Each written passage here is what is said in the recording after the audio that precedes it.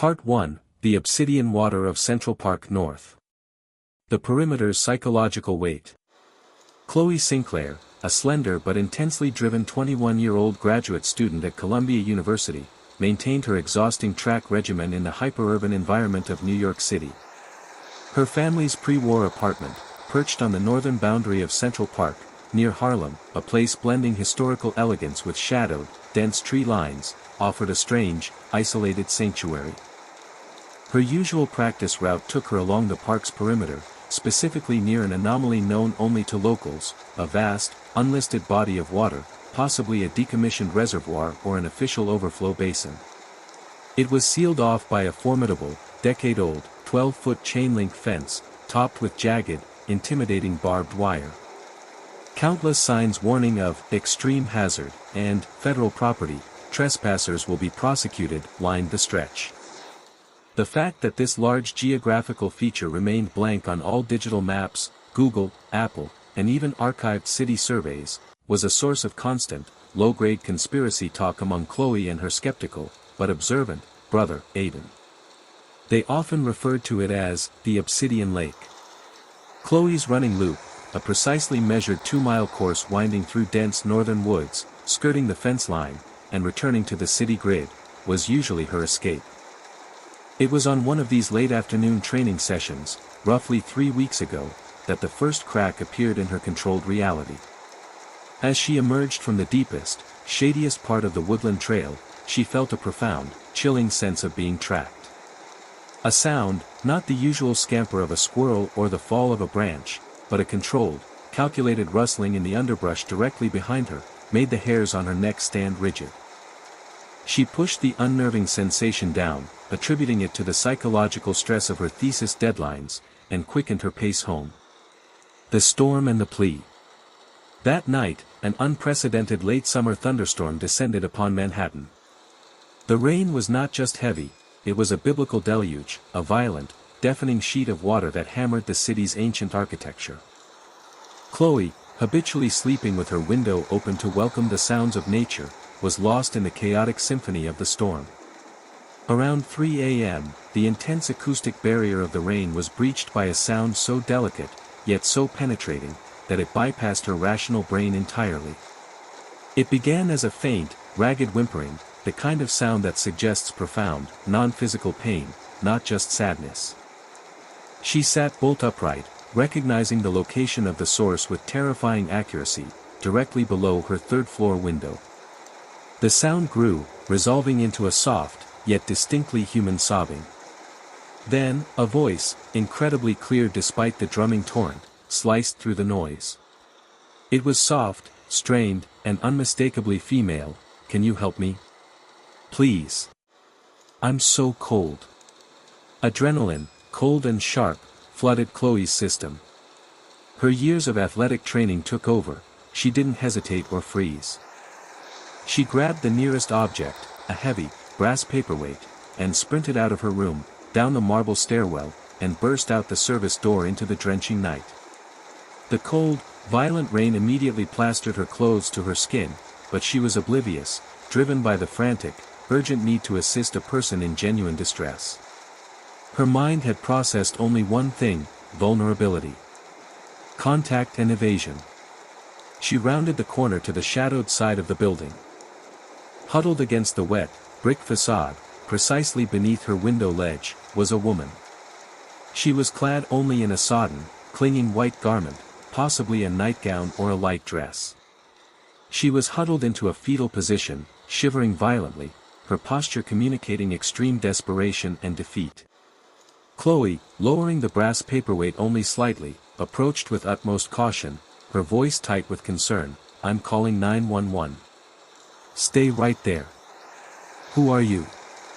In that split second, the scene twisted into a nightmare. The woman's initial vulnerability vanished in a flash of impossible, coiled energy.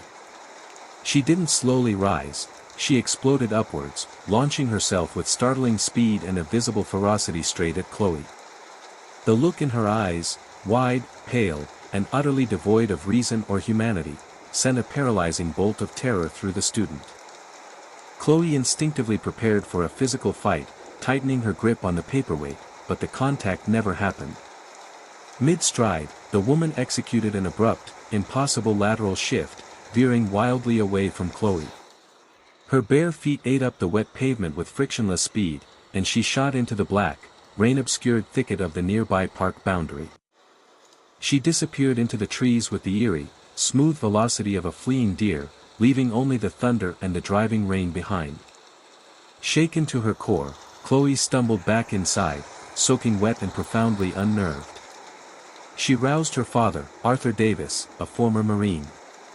They conducted a meticulous, tense sweep of the house and its immediate surroundings. They debated for nearly an hour about calling the NYPD. The final, sober conclusion was that reporting a spectral woman in a white dress, who demonstrated impossible speed and vanished into a torrential storm without a trace of footprints or struggle, would only lead to police skepticism and pointless paperwork. They mutually, nervously, decided to lock down and attribute the event to a rare, severe case of psychotic wandering, possibly fueled by heavy narcotics. The impossible breach. The official rationalization offered temporary relief, but it crumbled entirely 1 week later. Chloe was back on her routine, driven by a desperate need for normalcy, though now she carried a heavy, lingering dread. As she reached the section of the road paralleling the Obsidian Lake fence, she forced herself to glance through the razor-wire barrier. Her feet slammed to a halt. The blood drained from her face.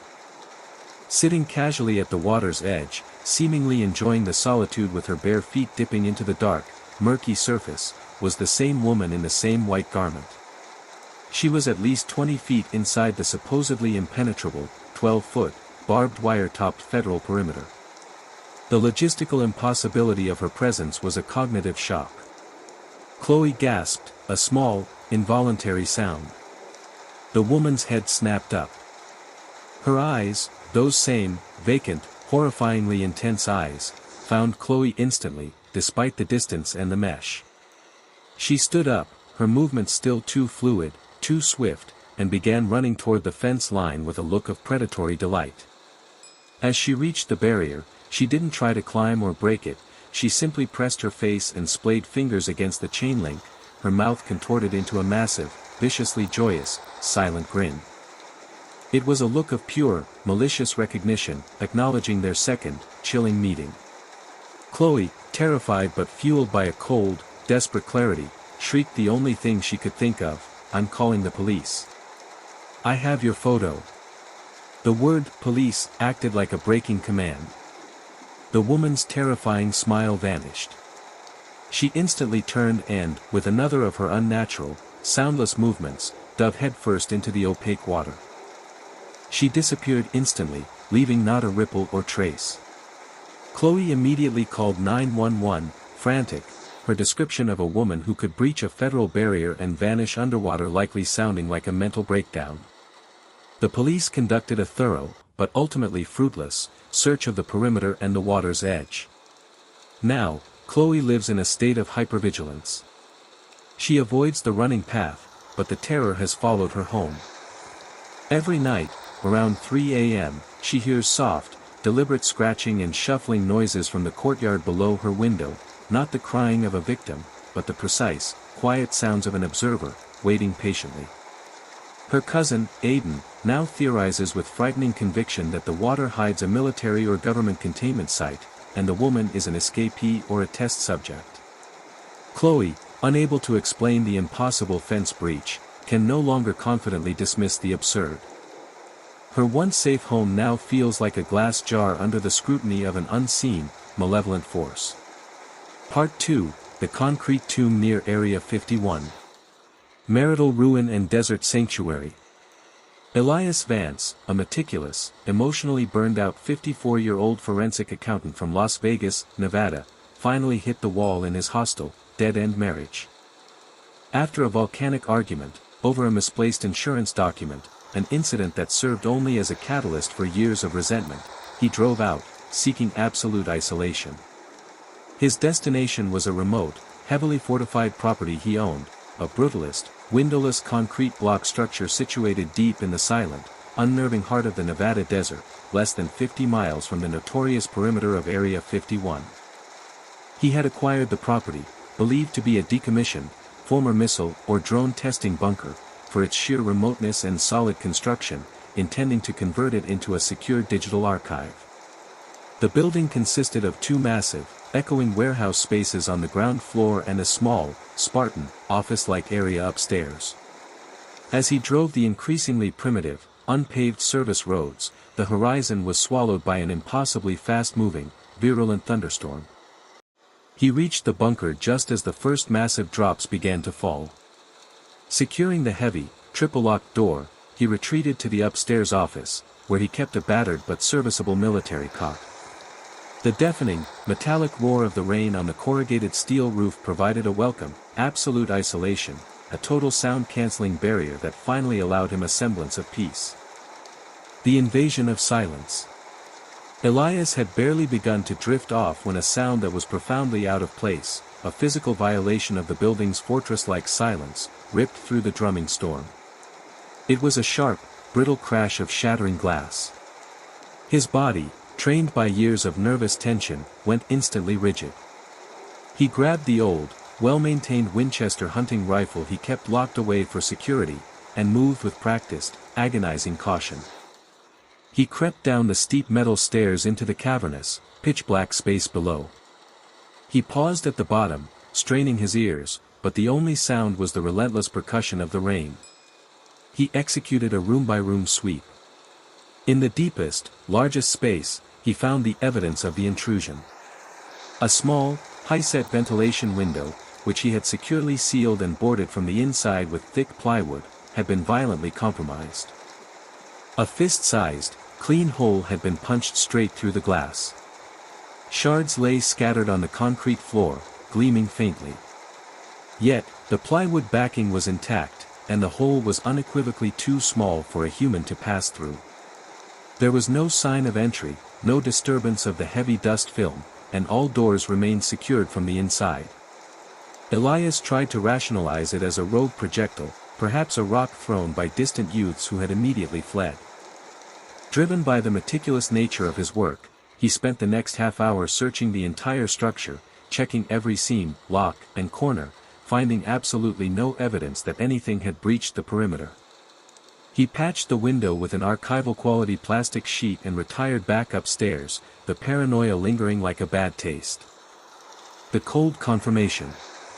He lay on the cot, rifle beside him, for what felt like an eternity, trying to convince himself that the sound was a bizarre, one-off vandalism. Then, the horror returned, more subtle and chilling than the first. He heard it, a faint, slow, rhythmic scuffing sound emanating from the ground floor below him. It was unmistakably footsteps, slow, heavy, and deliberate, moving as if trying to navigate the enormous, empty space. The pacing was too intentional, too regular to be wind or creaking wood. Elias grabbed the rifle again and moved to the stairwell, his heart hammering against his ribs. He waited in frozen silence for 5 minutes. The footsteps stopped. The building was again swallowed by the acoustic violence of the storm. He felt the cold, clammy dread rising. He searched again, more aggressively, yelling warnings into the darkness. Nothing. He even went outside into the whipping wind and rain, sweeping his powerful emergency flashlight across the desolate landscape. There were no vehicles, no tracks, no sign of life for miles. His rational mind screamed that he was succumbing to auditory hallucinations induced by stress and exhaustion. Just as he was back in the office, trying to control his breathing and dismiss the fear, a new sound obliterated his fragile grip on reality. It was a loud, tearing, heavy grrrand. It was the sickening sound of massive, industrial metal being scraped across the raw concrete floor. It lasted for 3 distinct, agonizing seconds, an unmistakable noise that no storm, no creak, no pipe vibration could ever mimic. It was the sound of work. Blinded by a sudden, intense fury that finally transcended his fear, Elias stormed down, flipping every breaker and light switch, flooding the space with harsh, sterile illumination. He leveled the rifle, shouting challenges, his voice swallowed by the echoing concrete. The warehouse was empty. Nothing had been moved. The heavy, steel-braced equipment and the concrete-weighted workbench remained in their original spots. No human answered. Standing alone, drenched, armed, and yelling into the profound, echoing silence, Elias's rage instantly dissolved into an all-consuming, paralyzing coldness. It was a visceral, absolute terror, a certainty that whatever was there was not human, not rational, and had been playing a deliberate, malicious game. Every instinct he possessed, sharper and colder than any survival training, demanded one thing: immediate, headlong flight. He threw his gear together, secured the heavy door with shaky hands, and fled the fortress, driving at reckless speed back towards the lights of Las Vegas. He never looked back. The incident remains an existential dilemma. Either he is suffering a severe mental break, his mind crafting complex auditory illusions, or the building is, or was, host to an entity, or entities, capable of breaching barriers, observing, and physically manipulating the environment without leaving a discernible trace. The location's infamous proximity to Area 51 and its history as a potential government testing site makes the third, horrifying possibility, something related to an escape or an ongoing experiment, uncomfortably plausible. Elias is determined to return, but only with cutting-edge, tamper-proof surveillance equipment, driven by the chilling need to prove he has not yet lost his mind. Part 3, The Cornfield and the Calculated Scream. The Rural Lull and the Downpour. My name is Caleb Jones, a rugged, 24-year-old mechanic from a small town bordering the expansive agricultural fields of rural Iowa. 3 Fridays ago, my best friend, Derek "Deck" Mason, and I drove nearly an hour west to a crowded, low-key gathering. I was, thankfully, the designated driver, having stuck meticulously to bottled water, while Deck had become progressively, predictably, and boisterously intoxicated. By 1:30 a.m., the weather had turned vicious. The drive home was a treacherous crawl through a blinding Midwestern flash flood. The highway was a slick, dark mirror, forcing me to reduce my speed to a near crawl. Deck, predictably, became unbearable, whining about the music, the slow speed, and his urgent, catastrophic need for a bathroom break. After 5 minutes of this incessant, alcohol-fueled tantrum, I relented. I pulled the car over onto a narrow, deserted service road surrounded entirely by towering, wet cornfields. There were no homes, no streetlights, and no civilization visible, just a terrifying expanse of dark, wind-whipped stalks on either side of the gravel shoulder. Go, get it over with, I sighed, knowing he would be instantly drenched. Deck stumbled out and lurched straight for the darkest part of the cornfield, vanishing almost instantly. I waited, engine idling, and took the opportunity to step out myself, walking 30 yards in the opposite direction. The imposter and the puncture. As I stood by the edge of the crop line, a profound sense of wrongness settled over me. I swore I heard a controlled crunching sound near the car, not the wind, but a deliberate tread. I looked back, but the rain and darkness provided an impenetrable curtain. I returned to my car, annoyed that Deck hadn't returned. After 10 minutes of increasingly aggressive frustration, I was about to blast the horn when I saw motion in the side mirror. Deck was sprinting back towards the car, a look of wide-eyed, absolute panic contorting his face. He threw himself into the passenger seat, his voice a ragged shriek, "Drive!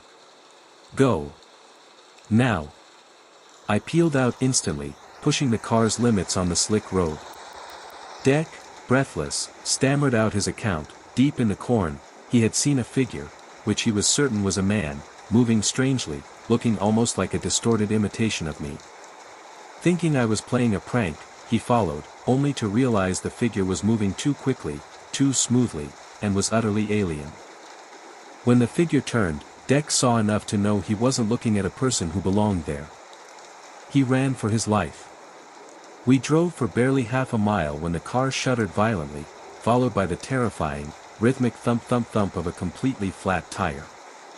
I pulled over immediately. The situation had escalated from an annoyance to a crisis. "You and your bladder. This is your fault." I yelled, pulling the heavy tire iron from the trunk. But the anger froze instantly as I inspected the tire. Jammed deep into the sidewall of the rear passenger tire was a large, heavy-duty screwdriver. It was driven in with vicious, deliberate force. This was not coincidence, this was a calculated, precision act of sabotage. Someone had been waiting, watching, and disabled us the moment we were most exposed. The trap's final signal. We worked with frantic, desperate speed to change the tire, the adrenaline making our movements jerky and inefficient in the rain. Every rustle of the corn, every gust of wind, sounded like a human approaching. My hands shook so badly I nearly dropped the lug nuts. The fear was a physical nausea, a sickening certainty that we were being hunted. As I was giving the final, tight turn to the new spare's lug nuts, a sound that obliterated any remaining control rang out from the darkness we had just fled. It was a clear, high-pitched, agonizing woman's scream. The acoustic contrast between the scream and the rain was horrifyingly perfect. I threw the tools into the trunk, abandoned the ruined tire, and slammed the car door shut. We have to go back.